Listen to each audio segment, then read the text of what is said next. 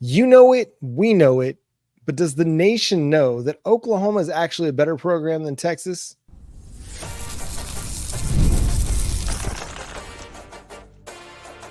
You are Locked On Sooners, your daily podcast on the Oklahoma Sooners. Part of the Locked On Podcast Network, your team every day.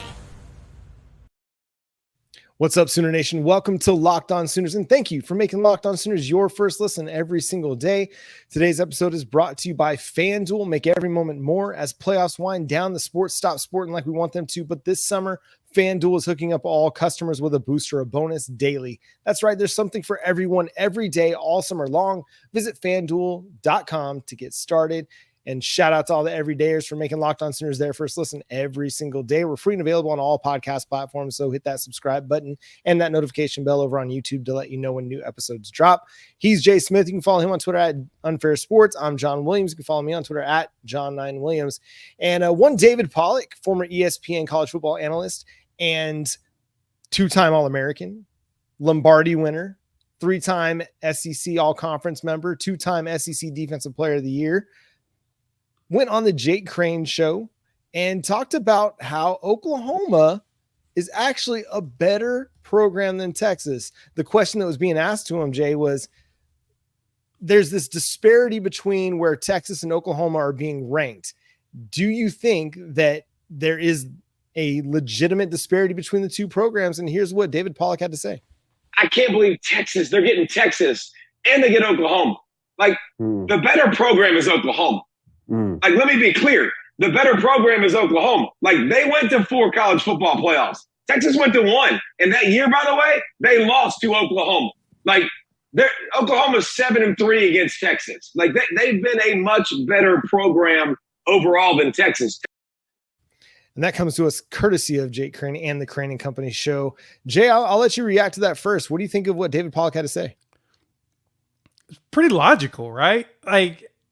Based upon just the recent history and honestly since the turn of the millennia, it's been Oklahoma better than Texas. Oklahoma has done everything better. The big problem for Oklahoma is just executing at the end. But overall, beating Texas, yeah. Now, the thing that Texas got going for themselves is going into the new conference, they did just have the playoff berth. They did just beat Alabama in Tuscaloosa by double digits, which is the first time someone's done that to Saban since the beginning of Saban's career. But history still exists, and there's always trends when it comes to that. Oklahoma's had moments where it's been okay, and then it extends right back to the top every time, and we've seen that historically.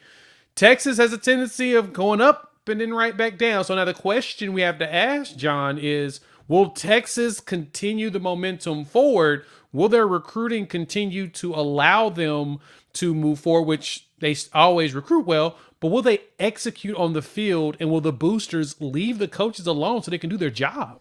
You know, the recruiting has always been there for Texas. It's been about development and like you talked about, execution on the field. Texas has always out-recruited Oklahoma. I mean, there might be a few instances in the modern recruiting era where you could say Oklahoma had the better recruiting class, but it's not often. But it hasn't mattered. Oklahoma's been able to be as successful, if not more successful than Texas over the last 25 years. They've got more Big 12 titles. They have a better head-to-head. They have the most recent win over Texas. Even though Texas went to the playoff, Oklahoma handed them their first loss of the season last year, mid-year. So, I sit there and I feel like I'm the one that's taking crazy pills from time to time because I see everybody ranking Texas in the top 5 in their power rankings and the number 2 in the SEC. And I'm like, wait a minute. This is a team that, yes, they had a great year, but don't you want to see a little bit more from them before you're willing to say they're the number 2 team in the SEC? If you're number 2 in the SEC, you're probably going to be number 3 in the preseason AP or preseason USA Today coaches poll. Have we seen enough from them? Did they not lose 11 players to the NFL draft, including key defensive players from a defense that wasn't great last year? And they lost arguably their best defensive players. So I feel like finally it seems like, okay, some other national analysts are starting to have this realization, or maybe they always had it, but they're starting to voice this realization that okay, there's not that big of a difference between Texas and Oklahoma entering the SEC. Now, Oklahoma may not be a top 2 team in the SEC. They might not be a top 5 team in the SEC. But again, the gap is not as big as what people want to make it out to be. Texas is probably closer to that 4, 5, or 6 range than they are necessarily to that 2 range. I think the interesting thing too, as you mentioned, that is everyone's assuming that everyone that Texas brought in as far as transfers go, just going to make them get right back to where they were, right? Just going to fix all their problems, plug all their holes, and boom, they're going to be back to what they were last season. Yep. But no one is giving any of that thought or idea to what Oklahoma did in the portal. And that always fascinates me. It's like, so we're not looking at both sides, right? Like the big thing for Oklahoma was losing 5 offensive linemen. I 100% agree with that. Then lost 2 reserves to the portal. Totally get that. Brought in a big class, and then brought in a whole bunch of guys from the portal. So like we don't believe former, freshman All-American Fabichi Wewu or Branson Hickman, one of the higher rated, and graded centers in, on PFF last season. Those guys aren't going to make a difference. It baffles me in that capacity. So to me, Texas retooling or replenishing what they lost going into the NFL draft as well as the transfer portal. I mean, their entire secondary, man, that to me is the story that very few people are pointing out. That secondary is questionable because they lost so many players. Brought in some good ones. Still got to play together. Still got to see them execute. Hence why I don't have a single complaint about anybody questioning the offensive line for Oklahoma. I don't have concerns. I have questions. And I understand that because guys still got to play together.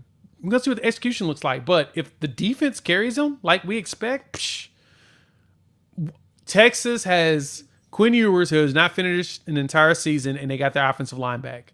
Talk to me whenever we see them actually finish up. And that skill position group looks good, and that the defense is able to hold up without your Tavondre Sweats. Right. Right. Let's just apply the same logic. That's all I'm asking.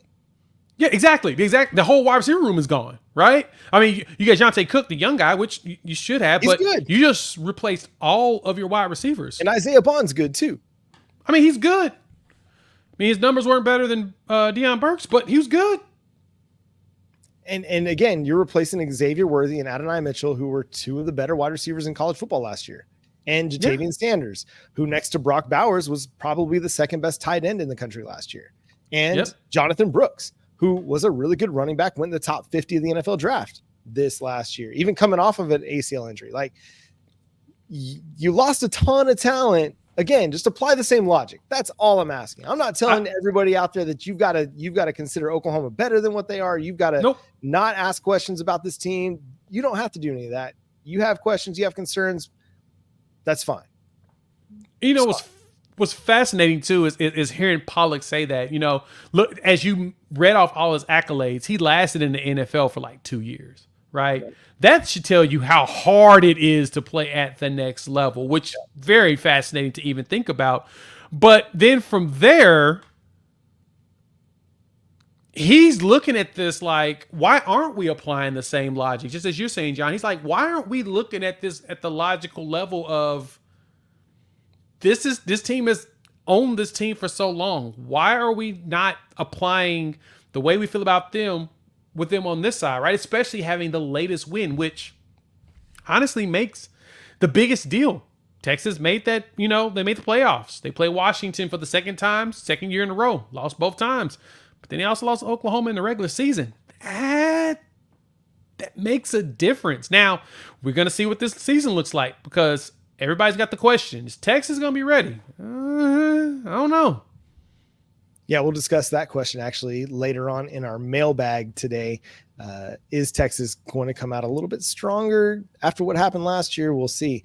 Zac Alley spoke at the OU football coaches luncheon ahead of fall camp, and he said he's feeling right at home. We're going to react to some of what he had to say and what Brent Venables had to say as well coming up next here on Locked On Sooners. Passion, drive, and patience, the formula for winning championships, is also what keeps your ride or die alive. eBay Motors has everything you need to maintain your vehicle and level it up to peak performance. Superchargers, roof racks, exhaust kits, LED headlights, and more. Whether you're into speed, power, or style, eBay Motors has you covered. With over 122 million parts for your number one ride or die, you'll always find exactly what you're looking for. And with eBay Guaranteed Fit, your part is guaranteed to fit your ride every time or your money back. Because with eBay Motors, you're burning rubber and not cash. With all the parts you need at the prices you want, it's easy to make your car the MVP and bring home huge wins. Keep your ride or die alive at ebaymotors.com. Eligible items only. Exclusions apply. eBay Guaranteed Fit only available to U.S. customers. Are you watching Fox Sports or ESPN on your TV all day? Have to turn down the volume with all that shouting? Make the switch to Locked On Sports today, a free 24/7 sports streaming channel programmed for you every day to bring you the biggest stories without all the screaming. Locked On Sports today brings you can't-miss analysis, opinions, and news, streaming 24/7 on YouTube or the free Amazon Fire TV channels app. Part of the Locked On Podcast Network, your team every day. So, Jay, Zac Alley speaking at the OU football coaches luncheon, getting ready for fall camp, answering a number of questions, and had this to say. George Stoya over at Sooner Scoop wrote a great article over there. Highly recommend it. We'll drop the link in our episode notes. But here's what Alley had to say. He said, well, the first thing is that it feels like home. That's what I felt like. Coming back and being a part of things, like Coach V said, I grew up with him being my mentor and learning everything I know and the game from him. That perspective is what's driven me throughout my career. So having a chance to come back and align with that vision and just the structure and the way we do things and the faith base that we have and the great kids we get to coach, it's been a really easy and great transition. I'm really happy to be here, Jay. Yeah, Zack Alley is a clone of Brent Venables. We joke about that, but no, seriously, when I was there for the camps that they had in June with all the young players or whatnot, and the ones typically who they decide on who they're going to give offers to and everything, I heard a guy talking in the background. I'm like, okay, Venables over there addressing the players and stuff. That's cool. And I look around, I'm like, wait, Venables is over there. And I look up, I'm like, wait a minute, is that Alley? And so I was there with some of the other insiders, and they laughed. It was like, yeah, he really does similar cadence, similar style, and he doesn't have as much rasp, but it's hard to tell unless you're really staring at him. And no, that dude is definitely a clone of Brent Venables. Even the players say it. That's the running joke at practices. Like, you don't know which is which until you look at him. Danny Stutzman mentioned that while we were at the SEC Media Days, that dude sounded like. So I guess for me, with Venables hiring him, the comfort that he's putting out there kind of makes me feel like now Venables is really going to get to that CEO role. It seems like it. And I think that's been the trajectory. And I kind of mentioned this to some other people I was talking to, that I wonder if this was kind of the plan all along, bring in somebody that can kind of bridge while Zac Alley's getting that defensive coordinator experience somewhere else.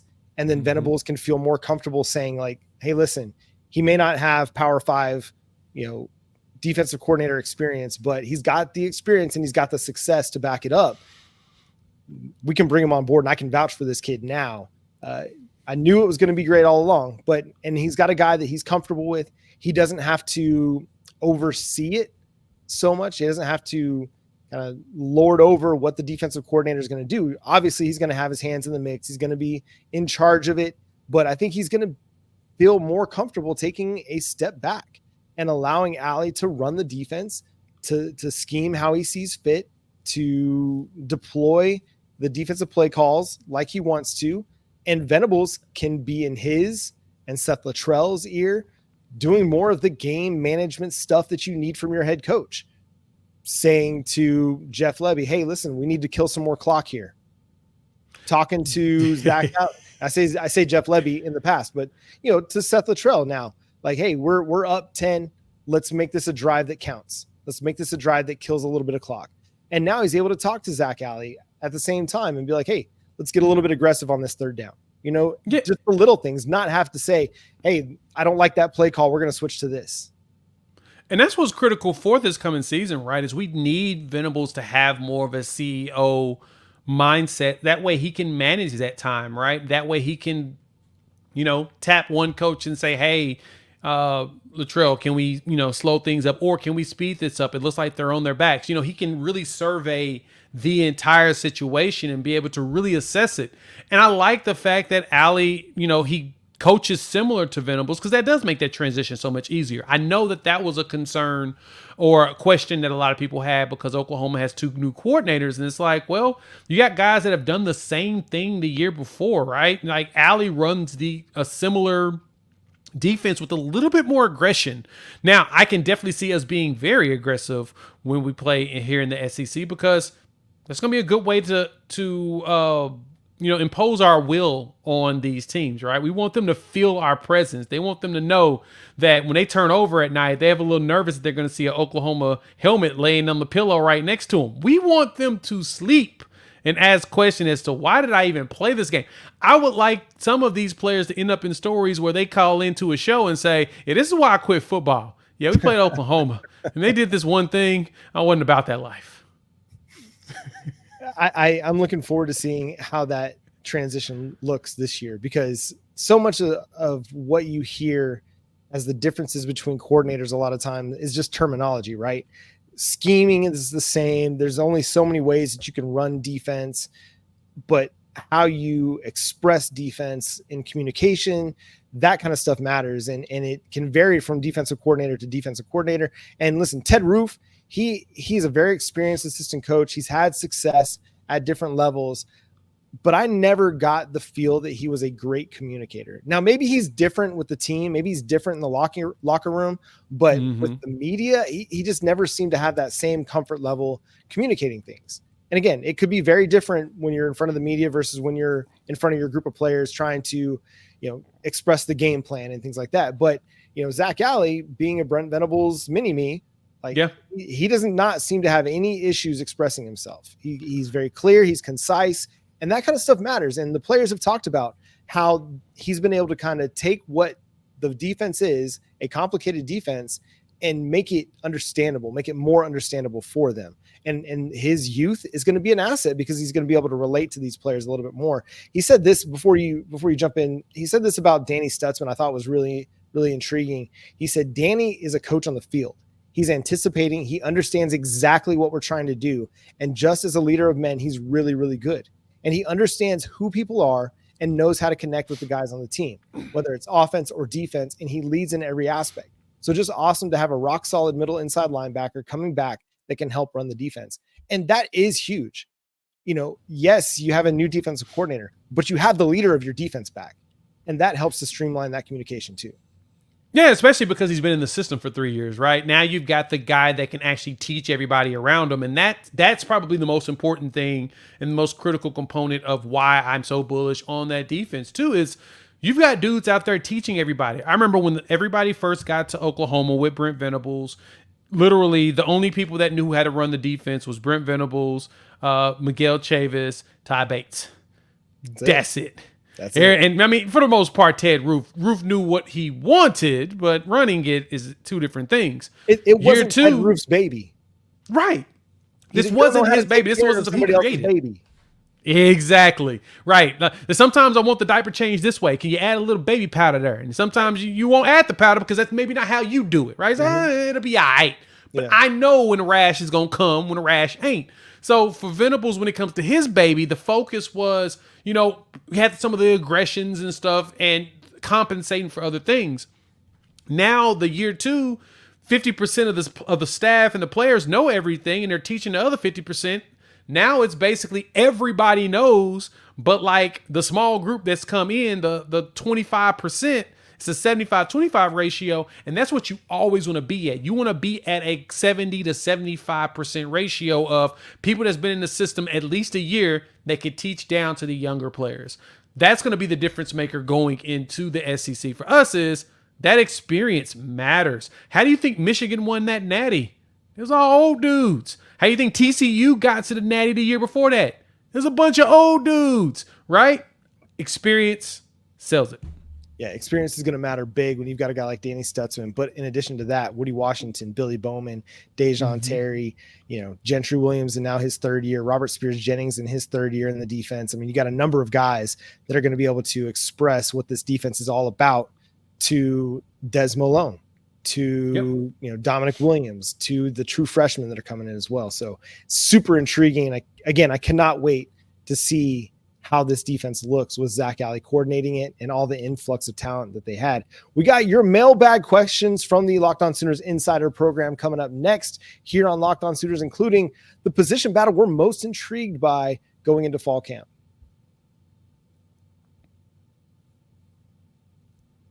Y'all know me. I love sports. I love them so much. I never want them to stop. But playoffs are winding down. The baseball all-star game is now over, and the break is about over.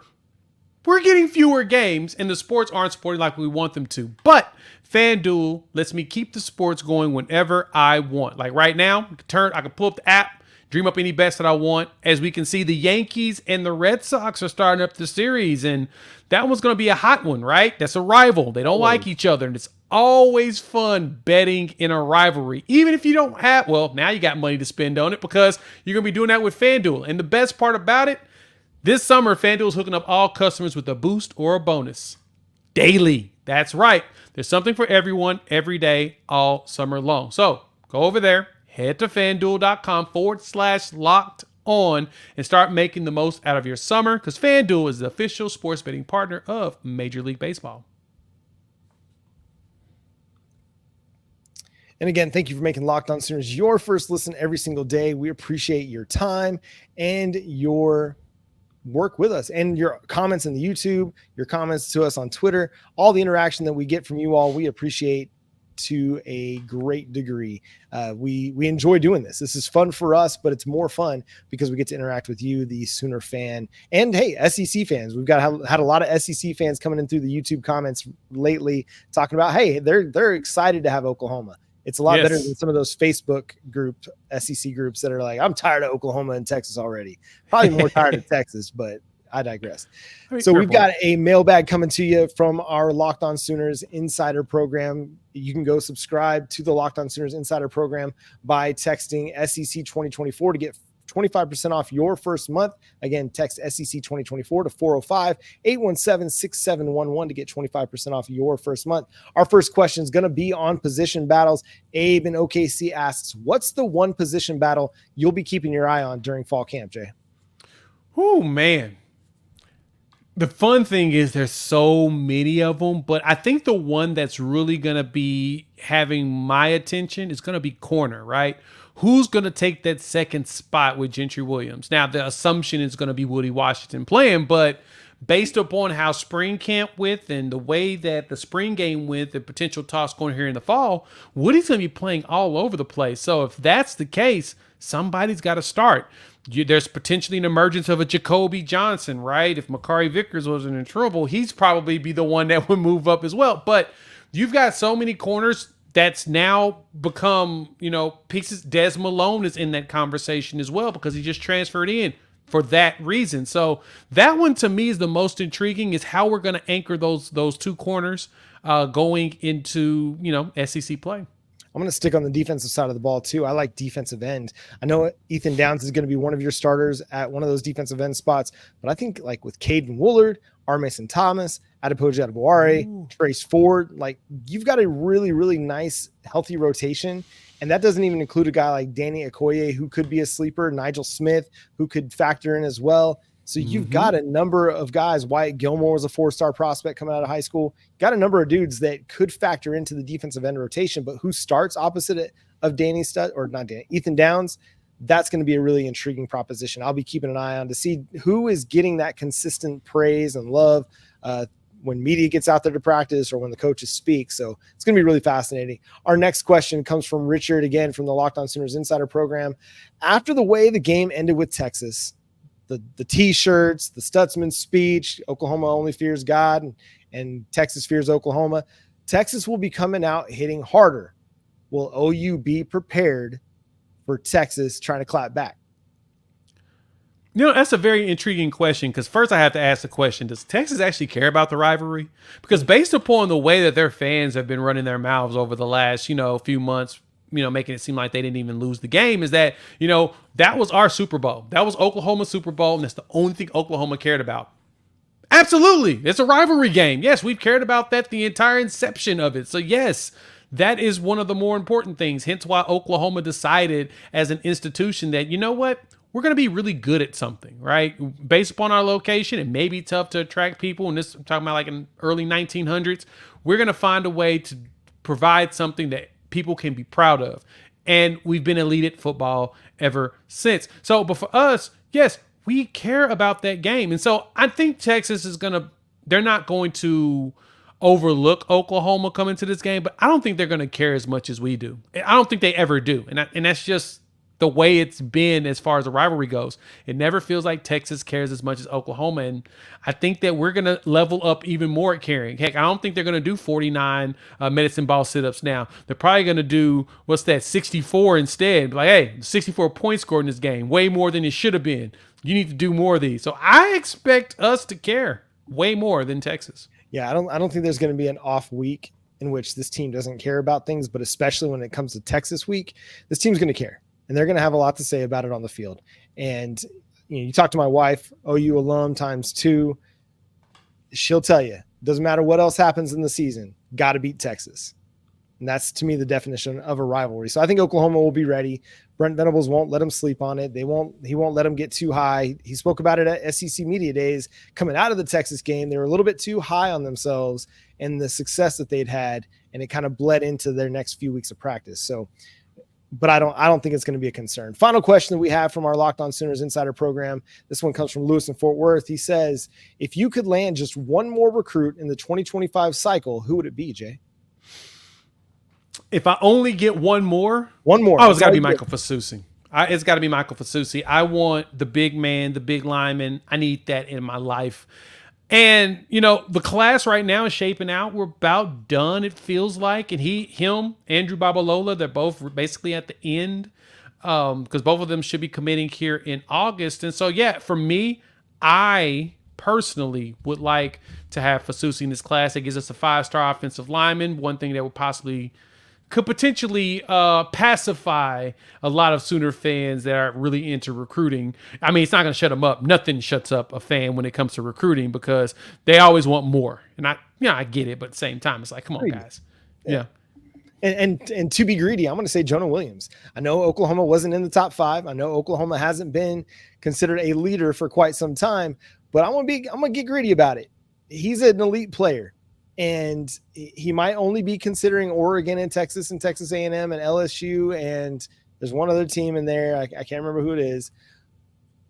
But I'm not going to sleep on Brandon Hall and Brent Venables and Zac Alley's ability to get back in the race and make themselves a player in this recruitment over the next 5 months until the early signing period. Actually surprised me that he set a commitment date. I was not expecting that. I was expecting this to be one of those recruitments that went all the way to December. Honestly, it feels like it does. Huh? I say honestly, it feels like it does. It feels like it's going to go to December regardless. I was about to say just that. He could commit on August 24. I don't think it's going to matter. Remember, Peyton Bowen was committed, and then he flipped, and then he flipped again. So again, I'm not going to sleep on this team's ability to go recruit an elite defensive player, and I'm going to get greedy again with the defensive side of the ball, and I want an elite defensive player. So that'd be my pick, but I would not be crying if the only one else that they got in this cycle was Michael Fasusi. That'd be huge as well. Yeah, that's probably the biggest pickup you can get, right? I still feel like he's the David Stone of this class. He's the one that you get. It becomes the major anchor to anything else you do. And honestly, you could even leverage him to start to try to flip other players. That's probably one of those you could do. And Fasusi has enough influence that, yeah, he could be that guy outside of your quarterback that can go out there and recruit other guys. So, yeah, but I get the Jonah Williams piece because that would be just a massive splash, just like Peyton Bowen. Perfect analogy, perfect comparison, because that's what that was. When you win Peyton Bowen like that, even though the quarterback was working his butt off to try to sell him, that's a huge pickup, and that could change the trajectory of what you're trying to do in that area. So yeah, I'm all for that as well. It's kind of interesting because like one of our bigger prospects we went after was at Max Granville. He just reclassified and he's going to be playing at Penn State next week. Yeah. That's just bananas to me. Wow. Like, wait, what? So he wasn't even going to end up in the 25 class anyway, because that's probably what he was going to try to do here at Oklahoma if he decided to come here. So yeah, fascinating. Yeah, it reminds me of when Quinn Ewers reclassified like a month before his senior season was going to start at South Lake Carroll. Yeah. I get it. You're going to do what you're going to do. And I was talking to some other guys about it, just like, getting a head start on your collegiate career. It's not a bad idea. At the same time, dude, how do you feel about leaving your buddies like a month before the season starts? Now, maybe everybody knew all along and that was just part of the plan and it was going to happen anyway. But if it wasn't, that'd be a really, really tough pill to swallow if you're other members of that defense and you're kind of expecting him to be on the sideline or on the field with you. And I mean, he's a game-changing player, and it's going to definitely change the trajectory of his high school squad. But anyway, that's a digression. But I cannot wait to kind of figure out how the rest of this cycle goes, because Oklahoma's still trying to get Michael Fasusi to commit. Nebraska might have become the leader for Christian Jones, but again, I'm not going to count Oklahoma out of that recruitment at all. Andrew Babalola might be trending towards Michigan or Stanford a little bit more than Oklahoma right now. Jonah Williams might not be considering Oklahoma, but again, I'm not going to count him out of that at any stretch, even if they might be a dark horse in the recruitment. So it's going to be fascinating to see where that goes. If you want to have your questions answered here on the Locked On Sooners podcast, make sure you subscribe to the Locked On Sooners Insider program by texting SEC 2024 to get 25% off your first month. Again, that's 405-817-6711. Text SEC 2024 to get 25% off your first month at 405-817-6711. That's going to do it for today's episode of Locked On Sooners. Thanks so much for tuning in and being a part of the show. Subscribe to the show wherever you get your podcasts. We're free and available on all podcast platforms and on YouTube. Follow Jay on Twitter at Unfair Sports, myself at John 9 Williams. The show is on all the socials at Locked On Sooners. Again, go to YouTube, hit that subscribe button and that notification bell. And also go check out the Locked On Sports Today 24/7 streaming channel on YouTube. And now it's also available on Amazon Fire TV in the free Fire TV channels app. Locked On Sports Today is here for you 24/7, covering the top sports stories of the day with the local experts of Locked On, plus our national shows covering every league. Find Locked On Sports Today now available on the free Fire TV channels app. Until next time, he's Jay Smith. I'm John Williams. We'll catch you then. Boomer. Sooner.